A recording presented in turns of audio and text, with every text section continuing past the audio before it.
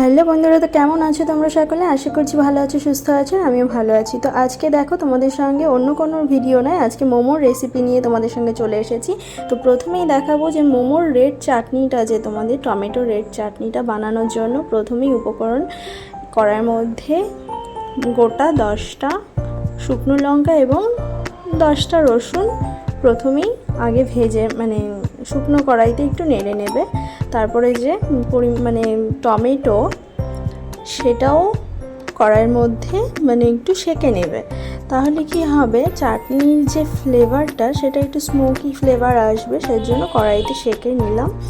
আর ওইদিকে দেখো মোমোর যে স্যুপ বানাবো তার জন্য বিনস, গাজর, যা যা সবজি লাগবে সেগুলো কেটে নেব। একটু টমেটোটাকে একটু উল্টে দিলাম।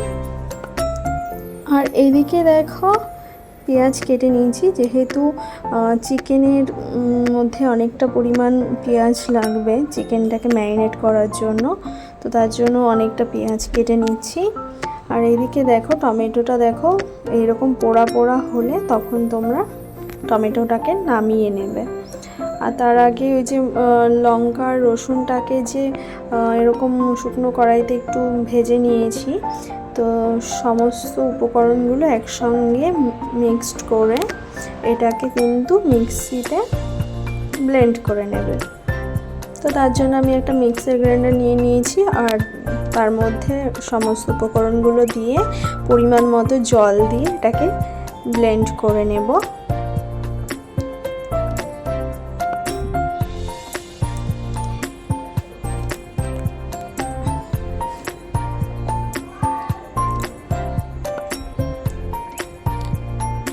ব্লেন্ড করা হয়ে গেল। তারপরে হচ্ছে কি একটা কড়াই নিয়ে নিয়েছি, তাতে পরিমাণ মতো অল্প সামান্য পরিমাণে তেল দিয়েছি। তার মধ্যে একটু কালারটা ভালো রাখার জন্য 2-1 দানা চিনি দিয়েছি।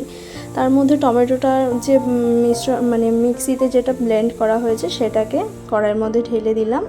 তারপরে পরিমাণ মতো কিন্তু স্বাদ মতো নুন দিয়ে দিয়েছি, গোলমরিচ দিয়ে দিলাম পরিমাণ মতন, যে যেরকম এই চাটনিটা তো এমনিতেই একটু ঝাল হয়, তো গোলমরিচ দিলে তার স্বাদটা অন্যরকম আসে। তারপর একটু লেবুর রস দিয়ে দিলাম। আর শুকনো লঙ্কা যে দানা বের করে রেখেছিলাম, আমি আলাদা করে রেখেছিলাম, সেটাকে চাটনির মধ্যে দিয়ে দিয়েছি। তাতে কি হয়, চাটনি এত পরিমাণে লঙ্কা দেওয়ার কারণে দানাগুলো যদি আমি ব্লেন্ড করে নিতাম, তাতে চাটনিটা অনেকটা পরিমাণ বেশি ঝাল হয়ে যেত। তো দানাগুলো এমনি দিলে আরও ভালো লাগে, দেখতেও ভালো লাগে। আর এর মধ্যে দিয়ে দিলাম পরিমাণ মতন সয়া সস।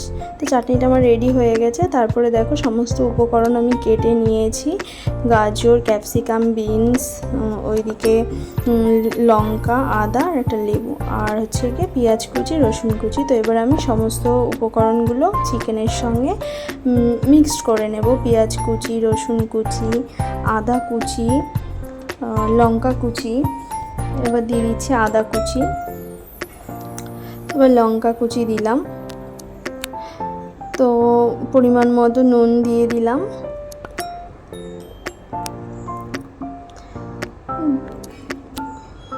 নুনের পরিমাণটা একটু বুঝে দেবে। তারপরে দেখো গোলমরিচের গুঁড়ো দিয়ে দিচ্ছি। তো এরপরে এটাকে 2 চামচ মতন তেল দিয়ে দেবো। তো তারপরে একটুখানি লেবুর রস দিয়ে দিচ্ছি। তো এবার এটাকে ম্যারিনেট করে নেব ভালো করে। তো আমি সয়া সসটা দিতে তখন ভুলে গেছিলাম, তো এবার একটু সয়া সস দিয়ে নেব। তো 1.5 চামচ মতন সয়া সস দিলেই হবে। তো সয়া সসটা দিয়ে আমি এটাকে ম্যারিনেট করে নেব। তো চিকেনের পরিমাণটা বুঝে তোমরা সয়া সসটা ইউজ করবে, যেহেতু আমার এখানে চিকেনটা বেশ অনেকটাই ছিল, তো সেই কারণে আমি 1.5 চামচ দিয়েছিলাম। তারপরে দেখো স্যুপ তৈরি করার জন্য আগে একটা কড়াই নিয়ে নিয়েছি, তার মধ্যে জল দিয়ে স্যুপের জন্য যে চিকেনগুলো আলাদা করে রেখেছিলাম সেটাকে একটু সেদ্ধ করে নেব। তো সেদ্ধ করলে চিকেনটা একটু শক্ত হয়ে যাবে। তো জলটা যখন একটু ফুটতে শুরু করবে তখন আমি চিকেনটাকে নামিয়ে নেব। তো নামিয়ে নিয়ে তারপরে দেখো কড়াইতে আবার তেল দিয়ে দিয়েছি, তার মধ্যে রসুন কুচি দিয়ে দিয়েছি, তো রসুন কুচি দিয়ে একটু আদা কুচি দিয়ে দিয়েছি। তো এটা একটু ভাজা ভাজা হলে মানে একটু লাল হয়ে আসলে তখন দিয়ে দেবো এর মধ্যে বিনস। দেখো এর মধ্যে বিনসগুলো আমি দিয়ে দিচ্ছি।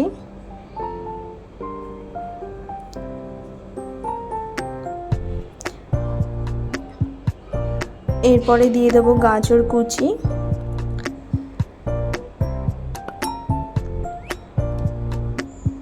তো সব মানে গাজর বিনস এগুলো একটু ভাজা ভাজা হয়ে আসলে তারপরে দিয়ে দেবো ক্যাপসিকাম। তো সব কিছু একসাথে মিশিয়ে এটাকে একটু ভালো করে মানে খুব বেশি ভাজতে হবে না, আন্দাজ মতন তোমরা মানে সবজির কালারটা যাতে নষ্ট না হয়ে আসে তার আগে এটা জলটা দিয়ে দিতে হবে। তো দেখো তার মধ্যে দিয়ে দিলাম লঙ্কা কুচি। তো এবার দিয়ে দিচ্ছি জল। তো পরিমাণ মতন জল দিয়ে দেবে তোমরা। তার মধ্যে দিয়ে দিচ্ছি একটু গোলমরিচের গুঁড়ো, স্বাদ মতন লবণ,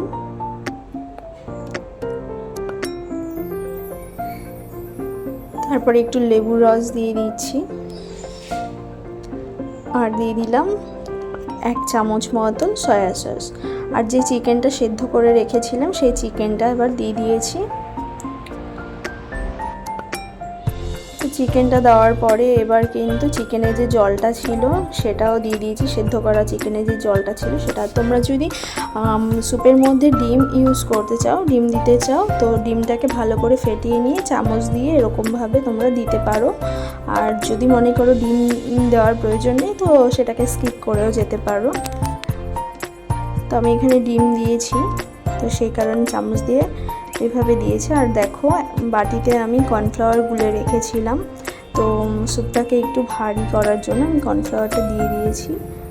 আর দেখো এরকম ফেনা ফেনা হয়ে আসলে সে ফেনাটাকে তোমরা চামচ দিয়ে বা কিছু দিয়ে সে ফেনাটাকে তোমরা একটু কেটে নিতে পারো। আর এদিকে দেখো আমার স্যুপ কিন্তু রেডি। তো তারপরে দেখো মোমোর জন্য আমি ময়দাটাকে মেখে নেব। তো তার জন্য এখানে একটা পাত্রে ময়দা নিয়ে নিচ্ছি আর পরিমাণ মতন লবণ দিয়ে দিচ্ছি আর 2 চামচ মতন তেল দিয়ে দেব। তো তারপরে দেখো ময়দাটাকে আমি মেখে নিচ্ছি। তো একবারেই জল দিয়ে তোমরা মাখতে যাবে না, তাতে জলের পরিমাণটা বেশি পড়ে যেতে পারে, যার কারণে ময়দাটা নরম হয়ে যেতে পারে। অল্প অল্প করে জল দেবে আর মাখবে, তাতে ময়দা মাখাটা খুব সুন্দর হবে। আর তারপরে দেখো আমি ময়দাটাকে এভাবে মেখে নিচ্ছি। ভালো করে ময়দাটা মাখা হলে কিন্তু দেখো এই যে এরকম নরম মানে এরকম বেশি নরম করবে না, একটু শক্ত মানে যেরকম দেখালাম সেভাবে রাখবে। আর তারপরে একটা এরকম পরিষ্কার সাদা ন্যাকড়া দিয়ে এটাকে মুড়ে রাখবে। তো তারপরে দেখো ময়দাটাকে বেলে এরকম তোমাদের বাড়িতে যদি এরকম কোনো গ্লাস থাকে বা বাটি থাকে মানে লেচিটা কাটার মতন, তো সেটা দিয়ে তোমরা লেচিটাকে কেটে নেবে। তো তারপরে দেখো মোমোর ডিজাইনটা কিভাবে আমি করছি তোমাদেরকে দেখাচ্ছি।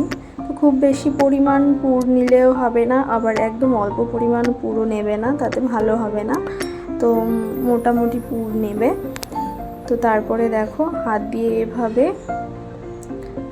কুচি কুচি করে মোমোর যেরকম ডিজাইন হয়, মোমোর অনেক রকম ডিজাইন হয়, তো তোমরা যেরকম ডিজাইন পারো সেরকম ডিজাইন করে নিতে পারো। তো আমিও 2-3টে ডিজাইন করেছিলাম।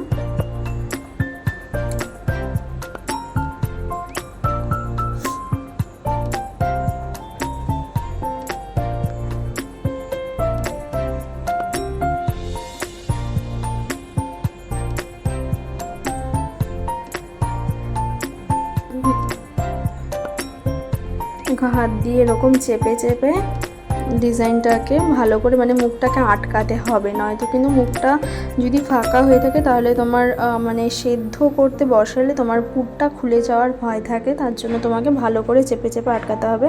আর এদিকে দেখো আমি গ্যাসে মোমো কুকারটা আগে থেকে স্টিমে বসিয়ে রেখেছিলাম।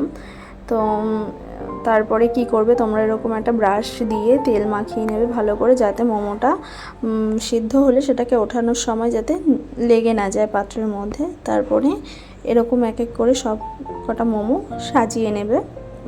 তো আমার যেহেতু এটা 3টে বাটি ছিল, নিচের বাটিটাতে জল ছিল আর ওপরে 2টো বাটি ছিল, আমি 2টো বাটিতেই আমি কিন্তু মোমোটাকে সাজিয়ে নিয়েছি।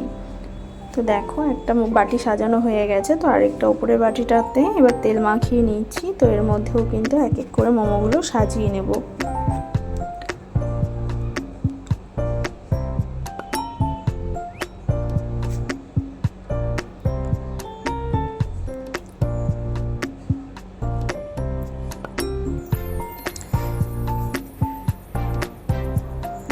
তো দেখো এবার এটাকে ভালো করে ঢেকে দিচ্ছি ঢাকনাটা। তো তারপরে দেখো আমার মোমো কিন্তু সেদ্ধ হয়ে গেছে। তো সেদ্ধ হওয়ার পরে আবার খুলে তোমাদেরকে দেখাচ্ছি। তো দেখো আমার মোমো কিন্তু একটু আটকে যায়নি, যেহেতু তেল মেখে নিয়েছিলাম। তো মোমোটা পুরোপুরি সেদ্ধ হয়ে গেলে কালারটা চেঞ্জ হয়ে কিন্তু এইরকম কালার চলে আসবে, আর দেখতেও কিন্তু দেখো কতটা সুন্দর লাগছে। তো এরকম একটা চিমটা দিয়ে তোমরা কিন্তু হাত দিয়ে তুলতে চেও না, তাতে গরম তাপ লাগবে তোমাদের হাতে। এরকম একটা চিমটা হলে খুবই ভালো হয়, না তো চামচ দিয়ে তুলতে হবে। আর দেখো মোমোগুলো সব রেডি করে নিয়েছি, আর এবার দিয়ে দিলাম পিসিকে। তো পিসি খেয়ে দেখো তোমাদেরকে জানাবে কীরকম হয়েছে, রিভিউটা দেখো। স্যুপটা খেয়ে তো বেশ ভালোই বলছে। এবার মোমোটা খাবে, মোমোটা খেয়ে তারপরে দেখো, শুধু রিভিউটা দেখো কীরকম রিভিউ দিচ্ছে। তারপরে দেখো ননদিনীদের কাছে চলে গেল মোমো, তারাও খেয়ে কিন্তু দেখো ভালো হয়েছে বলে তারাও কিন্তু হাসছে, আর দেখো হাতে দেখাচ্ছে।